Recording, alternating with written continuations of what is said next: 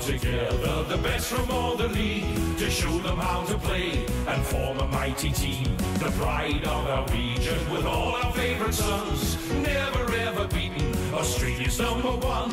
We'll get the goals. On to, I'd say, Corey Jones. Gets the ball quickly now for North Central. Long kick towards half forward.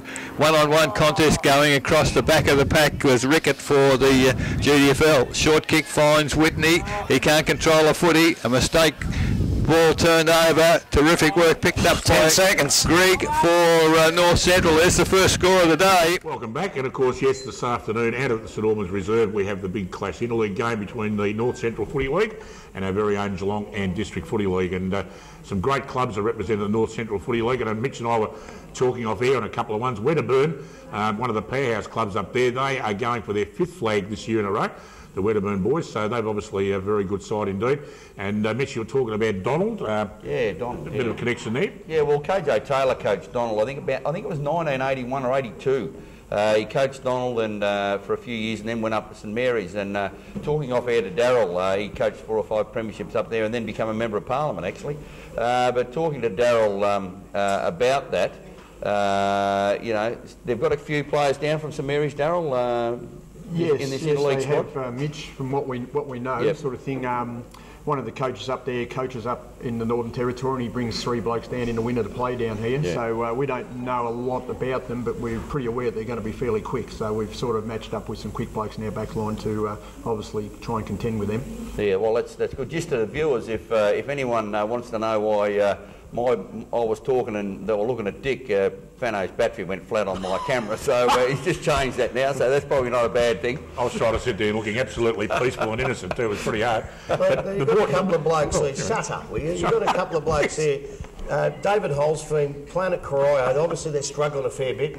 What's his training been like training with blokes like as good as him?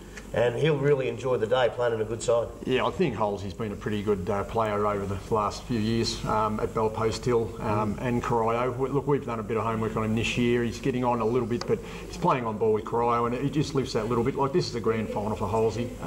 Corio obviously aren't going to make the grand final or make finals sort of thing. So, no, his training's been very good, and last year he kicked the first 2 goals at a game, and, you know, he just sort of got us going. And the reality, Daryl, is he can run. And he runs all day. He runs hard all day. He's added a little bit to us actually, because we looked at a forward pocket, but he's been playing a lot of on ball for Corio this year, so he's just given us another spanner in the works there. What about Jake Peters? Where are you going to play Jake Peters? Jake Peters will probably be an emergency, actually. Okay. Yes, he a little bit unlucky. We've watched a fair bit of Bannock this year, obviously, with them being a lot more successful than they were last year. Once again, competing against, he's been playing on a half back of late. That's exactly. Playing against Luke Parker and Brad McKenzie, you're going to be very good to get. That's why I asked. Yeah. That's because we're having a bit of a look at it before, trying to juggle it around, and as well as he's been playing, he's probably the best player I've seen almost. Yes, The couple of times I've seen him, Jake Peters, he's a really good player, but he's going to have to play across half back, and I wondered why, because he's not going to get a game there. No, if you look at our half back line, that's our strength, that line there. Is a very good line, very good running line, with even Steve Rickett at centre half back, good marking sort of thing. So look, to get in that half back line, you're going to have to be playing some real good football. You bet. There's some decent goal kicking in that side too. Yeah, look, we looked at Tom Mullen-Grant. Doesn't look $1 million when he runs out in the park, but he kicked 82 goals last year in the side to finish 6th. We've got young Grundle, centre half forward, who's been very consistent. Kicked 6 Saturday. Rusty Gerard kicked 6 Saturday, kicked 4 the week before. Just blokes are kicking goals at the moment. You know, McLeod kicked a couple. I've only seen Jamie Pittman this year, obviously, out of those, but I mean, gee, he's such a strong boy. He's a lot stronger than last year. He's become a great centre half forward. And of course, with Brigade being injured, they've had to move him right into the guts itself. But geez, a good strong mark and a good kick too. Look, he's super fit. He'll line up in a forward pocket. And just what got him in the side is his groundwork. Once the ball is to deck, he's a rover. So we're just looking at. I think he's kicking a couple of goals, like, you know, enduring play sort of thing, rather than taking the big mark. So he's been very good. I think he's kicked. He's averaging 4 or 5 a game. So you know, we're looking to get him the ball, a lot of the ball. So where do you see the strengths of your opponents, Daryl? From doing a little bit of homework, their forward line is fairly good. They've got a few blokes, not multiple goal kickers, but they're kicking 1 and 2 sort of thing, which adds up at the end of the day. But as I said, with our back line sort of thing with Tommy Parsons, Cam Addy, Collins, very good players sort of thing, so we'll match up on them. Look, I don't know a lot about them, but we have done the homework on their better players, and we'll sort of, you know, I'm just a great believer in matching up on them early and try and shut them down. Some of those grounds up that way are big. You know, they're big ground. The Donald ground's a big ground. Watcham's a big ground. Sanana's a big ground. So I would think that they'd have a team that could run. So it'll be a good test for you. Yeah, look, it will be. We actually went to Maryborough last year. I think it was a big ground. We picked the side for a big ground. It was a small, a 2-bob bit. But we look, knowing St Albans, half of these to 3/4 of these blokes play finals on St Albans. It's their home ground. Yep. So we believe, you know, that they should be ready to go. Yeah, just looking at them 2 years ago, obviously Corey Jones was best on the ground, but second best on the ground went to a ruckman. He ended up making the Division 2 side. I don't know what his name is, Stack or something like that. Just looking at our blokes, we've got Ren Lovett, we've got Jimmy Hybens, which I know why he's not playing. We've got Wilson, who came off the ground injured, so we've got a couple of injuries there. But you'd have to be pretty comfortable with Big Fisher and Benny Bolton. I most definitely. Fisher's, I know he's been playing centre back, pinch ruckman for East Belmont, but we've done a fair bit of work with him Tuesday and Thursday, and look, he's 6'7", 6'8", very raw. But we went in with Wilson last year, he was very raw. But you know, when you've got blokes around him like you know, Watts, McLeod, blokes that are going to rove off him, sort of thing. You know, look, it'll be touch and go. He's a young kid, but we're taking full faith in him. He won't get any shorter either, Darryl, as the day goes on. No, definitely not. Look, if you could put 4 or 5 kilo on, I think he'd be pretty dangerous. Yeah, he's a big boy. How's Jackson's shoulder? Yeah, look, we definitely monitored him through it, but we had 2 blokes watching him last Saturday and come through the game and trained well Tuesday and Thursday. So look, he's captain of the Interleague and thoroughly deserves it. We made him captain last year and he led, you know, really well. He shows good leadership on the ground. He's well respected by the players. Yeah, no, he's certainly going well. You know, he did have that shoulder, but he's certainly playing good footy. He played well Saturday, much to the chagrin of Dick.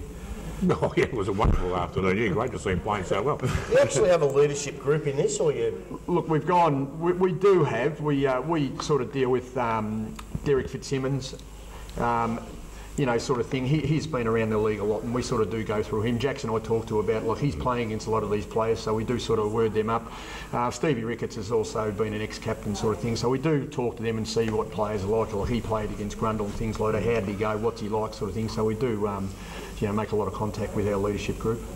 Well, Darryl, all the best for this afternoon, mate. Now, there is an equation that we talk about, something like if we win and the Ballerine lose, does it mean we play the Ballerine next year? Yeah, look, we set ourselves a goal last year, Dick, and that was the go, to play the Ballerine, so hopefully that goes our favour and we can play them next year. And you'll stick around for that? Oh, look, hopefully it's, you know, if you keep on winning, they can't get rid of you, can they? They won't get rid of you. It's the second stint, isn't it? Yeah, see, I coached many years ago, through the 90s. Up the Cola League, up the Cola League, Yeah, very quickly, Mitch, Port Magpies, 2002, who coached them?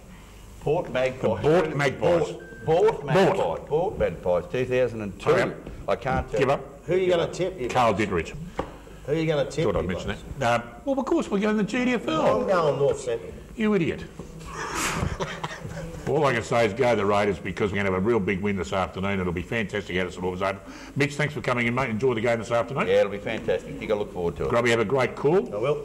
And Darryl Bisson, thanks for coming in, mate, and all the best to your crew out there this afternoon. We hope the GDFL Raiders bring the bacon home, as they say. Thanks very much, Dick, and happy birthday. Oh, thanks very much, mate. Thanks for your company again. We'll see you all again next Saturday morning. Go Raiders. Bye for now. We come together, the best from all the league, to show them how to play and form a mighty team. The pride of our region with all our favourite sons, never ever beaten, Australia's #1. We'll get the goals, boys, right from the jump, if we use some handball and never shirk a bump. So give it all your best as we answer to the call. Geelong in district football, the greatest league of all.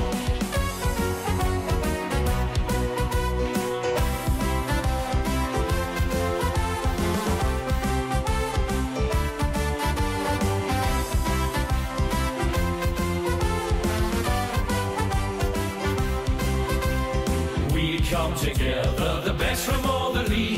show them how to play and form a mighty team. The pride of our region with all our favourite sons. Never ever beaten, Australia's #1. We'll get the goals, boys, right from the jump.